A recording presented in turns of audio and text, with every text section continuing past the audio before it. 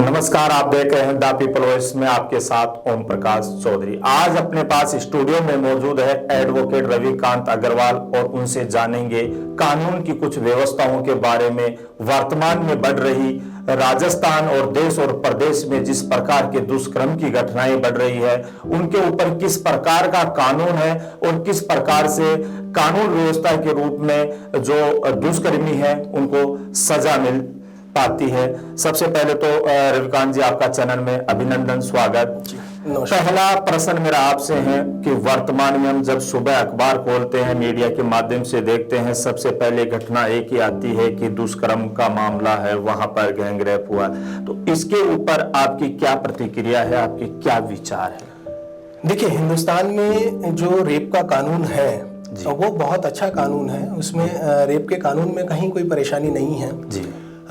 लेकिन चूंकि जो आज का समाज है वो दो भागों में बढ़ चुका है जी। एक, जो रेप की घटनाएं आती हैं, गैंग रेप होना, जो ब्रूटल रेप्स हैं, वो वास्तव में कमिटेड रेप्स होते हैं, वो हुए हुए होते हैं।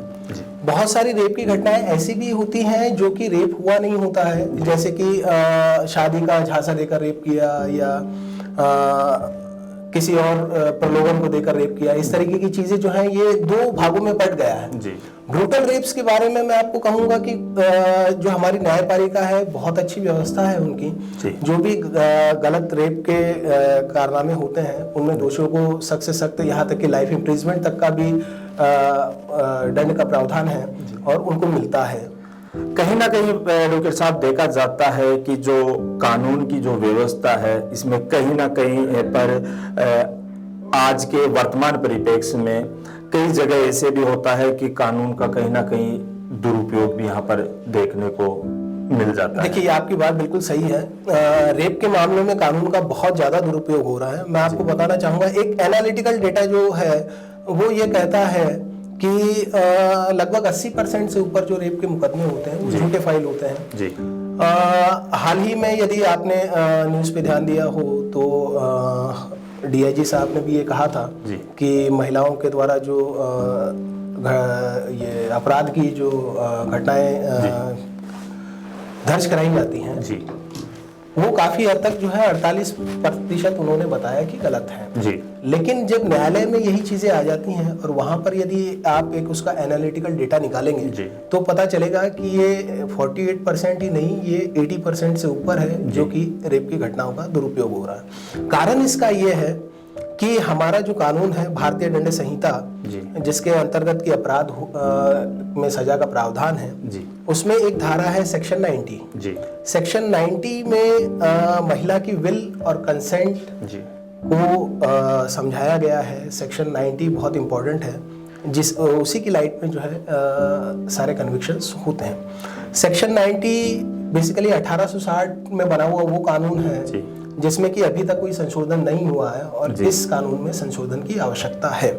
इसी के तहत ये माना जाता है कि किसी महिला को, चूंकि 1860 में परिस्थितियां कुछ अलग थी जी। उस समय महिलाएं पढ़ी लिखी नहीं होती थी, घर से बाहर नहीं निकलती थी, घूंघट प्रथा थी, एक दूसरे को पहचानते नहीं थे, यहाँ तक कि शादियों के बाद ही अपने पति के बारे में पता चलता था।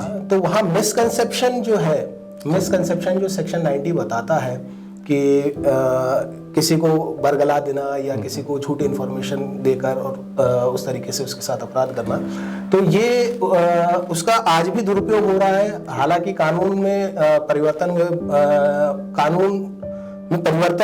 बहुत सारे हो रहे हैं, लेकिन सेक्शन 90 को लेकर कोई परिवर्तन अभी तक नहीं हुआ। एडवोकेट साहब, एक बात निकल के सामने आती है, कई बार देखते हैं कि जो लिव रिलेशनशिप में जो लोग रहते हैं उसके बाद कई प्रकार की ऐसी घटनाएं हो जाती है। उन घटनाओं में वो केस एक रेप केस के रूप में माना जाता है या जो रिलेशनशिप में, देखिए, लिव इन रिलेशनशिप को जो है सुप्रीम कोर्ट ने मान्यता दे दी है जी, और लिव इन रिलेशनशिप में आप रह सकते हैं जी। लिव इन रिलेशनशिप कोई किसी भी तरीके से दुष्कर्म में नहीं आता है जी। लेकिन प्रैक्टिकल जो एस्पेक्ट है इसका वो ये है कि लिव इन रिलेशनशिप में दो लोग रह रहे हैं जी, लेकिन जैसे ही, क्योंकि भारतीय समाज इसको एक्सेप्ट नहीं करता, बिल्कुल बिल्कुल, तो जैसे ही वो लिव इन रिलेशनशिप आपका किसी भी तरीके से डिस्प्यूट में चेंज होता है, तो डिस्प्यूट में बदलते ही वो रेप एलिगेशन में आ जाता है। जी जी।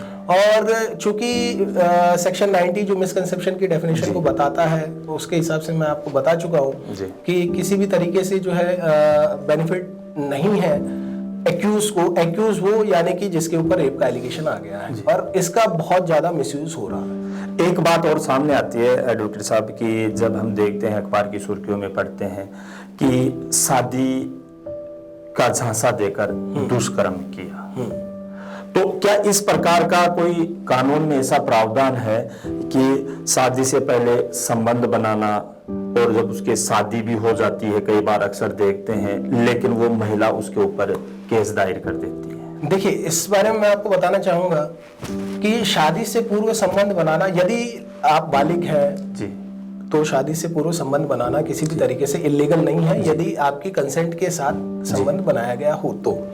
लेकिन बड़ी प्रॉब्लम ये आती है कि हमारा जो समाज है और सामाजिक दृष्टिकोण है वो बहुत ही तुष्ट है, वो इस तरीके का है कि हम इन चीजों को, हम वेस्टर्नाइज तो हो गए हैं लेकिन हम इन चीजों को एक्सेप्ट नहीं कर पा रहे हैं, होल हार्टेडली एक्सेप्ट नहीं कर पा रहे हैं। ये सबसे बड़ी प्रॉब्लम है। इसी कारण से शादी से पहले जो संबंध बन जाते हैं, और यदि शादी के बाद कोई डिस्प्यूट क्रिएट होता है तो वो भी रेप के एलिगेशंस में आ जाता है, जबकि ऐसा कोई प्रावधान कानूनन तौर पर नहीं है। लेकिन चूंकि कानून में सेक्शन 90 ने जो मिसकंसेप्शन का आपको एक हथियार दे रखा है, उसका बड़ा दुरुपयोग है।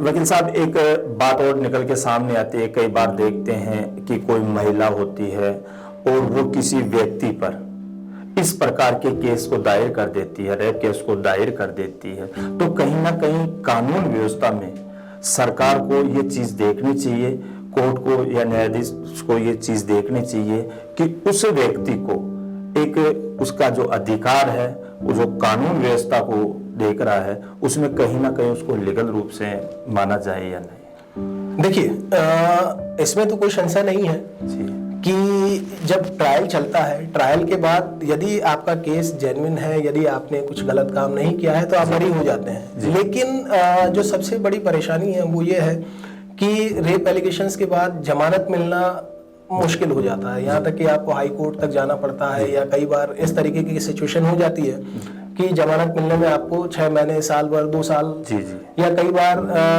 टिल ट्रायल चलता है तब तक आपको जमानत नहीं मिल पाती है। तो इसको कोई कंपनसेट नहीं कर सकता, और वो जो इज्जत पे आंच आती है या आप जो बदनाम होते हो सामाजिक तौर पे, उसके लिए कोई आपको रिलीफ नहीं है। मुझे लगता है कि कानून में संशोधन की आवश्यकता है, और खासकर सेक्शन 90 में जो मिसकंसेप्शन की डेफिनेशन बताई गई है उसको बदलने की, उसको अल्ट्रा वायरस डिक्लेयर करने की बहुत आवश्यकता है। वकील साहब, एक बात सर्व समाज के लिए है, सभी आम नागरिकों के लिए है कि जो रेप की घटनाएं वर्तमान में हो रही है, इनको कैसे रोका जाए? देखिए, रेप की घटनाओं के पीछे सबसे बड़ा कारण क्या है, कारण पहले आपको समझना पड़ेगा। जब तक आप मूल कारण नहीं समझ पाएंगे तब तक आप निवारण तक नहीं पहुंच सकते। मैंने कई बार अखबारों की सुर्खियों में पढ़ा है, कई बार मैंने टीवी चैनल्स पर देखा है कि लड़कियों के छोटे कपड़े पहनना रेप का कारण नहीं होता है। वहाँ ये एक्सप्लेनेशन दिए जाते हैं कि फला महिला तो 40 वर्ष की थी, उसने तो साड़ी पहन रखी थी, उसके साथ रेप क्यों हुआ, या फला महिला जो है उसने सलवार कुर्ती पहन रखी थी, पूरी कवर्ड थी, फिर उसके साथ रेप क्यों हुआ। देखिए, मैं यहाँ पे साइकोलॉजिकल पॉइंट को रखना चाहूंगा। पहली बात तो ये कि हम दोहरे समाज में जी रहे हैं। एक है पढ़ा लिखा इंडिया, एक है अनपढ़ इंडिया। पढ़ा लिखा और अनपढ़ मैं एजुकेशन के टर्म्स में नहीं बोल रहा हूँ, आपकी समझदारी के टर्म्स में बोल रहा हूँ। क्योंकि एक पढ़ा लिखा इंडिया, एक समझदार इंडिया वो है जो कि इस वेस्टर्न कल्चर को अडॉप्ट करता है, एक्सेप्ट करता है और इसको समझता भी है। और एक सोसाइटी वो है जो कि इस चीज को नहीं समझ पा रही है, ना ही समझने का प्रयास करती है। ऐसे में मूवीज का आना, इंटरनेट, जो सी ग्रेड फिल्में होती है वो, और एडवर्टाइजमेंट वगैरह, और उसके साथ साथ जो कॉलेजों में या जो लड़कियों के आजकल परिधान है वो काफी हद तक रेस्पॉन्सिबल इसीलिए हो जाते हैं क्योंकि इन चीजों को देखते देखते सोसाइटी के वो लोग जो कि इस नए कल्चर को एक्सेप्ट एडमिट नहीं कर पा रहे हैं, वो लोग साइकोलॉजिकली बीमार पड़ते जाते हैं। साइकोलॉजिकली उनको इस तरीके की विचारधारा बनने लगती है कि कोई महिला है वो जानबूझ के एक्सपोज कर रही है या जो है ये गलत है। तो इस तरीके की साइकोलॉजी डेवलप होते होते वो लोग इस तरीके के दुष्कर्म करने का जो है वो मानस बना बैठते हैं या इस तरीके के अपराध में लिप्त हो जाते हैं। तो इसके लिए साइकोलॉजिकल कारण जिम्मेदार है। मेरा अंतिम प्रश्न आपसे वकील साहब की, वर्तमान में जो युवा है वो कहीं ना कहीं इंटरनेट के सहारे जी रहे हैं, हर चीज वो गूगल से डाउनलोड करने की कोशिश कर रहे हैं। तो युवाओं के लिए आपका, सभी चाहे वो भाई हो चाहे वो बहन हो, युवाओं से मेरा तात्पर्य है दोनों से, मेल और फीमेल, उनके लिए आपकी ओर से क्या संदेश रहेगा इस प्रकार की घटनाओं को लेकर? देखिए, मैं बहुत क्लियरली कहना चाहूंगा, इंटरनेट पे जो है आप ना एडल्ट कंटेंट देखें ना डालें, क्योंकि ये सिर्फ और सिर्फ आपको साइकोलॉजिकली बीमार करने वाली चीजें हैं और कुछ भी नहीं है। सेक्स एक बहुत नेचुरल प्रक्रिया है, उसमें किसी प्रकार की कोई दो राय नहीं है, ये लाइफ का अभिन्न अंग है। लेकिन जब इसकी ओबेसिटी माइंड में बढ़ती चली जाती है तो आदमी और ज्यादा बीमार होता चला जाता है। कुछ लोग होते हैं जिनमें हार्मोन्स के कारण सेक्सुअल डिजायर कम होता है, कुछ में बहुत ज्यादा होता है, और जिन लोगों में ज्यादा होता है और वो इस तरीके की ओबेसिटी में और चले जाते हैं तो वो साइकोलॉजिकली इल हो जाते हैं, वो मानसिक तौर पे बीमार हो जाते हैं। और मानसिक तौर पे बीमार होने के बाद या तो वो इस तरीके का कुछ घटनाक्रम कर जाते हैं गलती में या आवेश में आके, या कई बार ऐसा भी होता है कि प्रोस्टिट्यूट्स के पास जाना शुरू कर देते हैं। और कहीं ना कहीं वो विकृत जो मानसिकता है वो आपके पूरे लाइफ पर प्रभाव डालती है, आपका करियर वगैरह सब स्पॉइल हो जाता है। युवाओं से मेरी यही अपील है, निवेदन है कि किसी भी प्रकार से इंटरनेट के माध्यम से, सोशल मीडिया के माध्यम से, व्हाट्सएप के माध्यम से गलत कंटेंट्स को देखने से बचें। भारतीय संस्कृति से जुड़े, भारतीय संस्कृति जो हमें सिखाती है उससे जुड़े और इन चीजों से दूर रहें, ताकि आप अपने करियर पर, अपने परिवार पर फोकस कर सकें, अपने आप पर फोकस कर सकें और इन चीजों से बच सकें।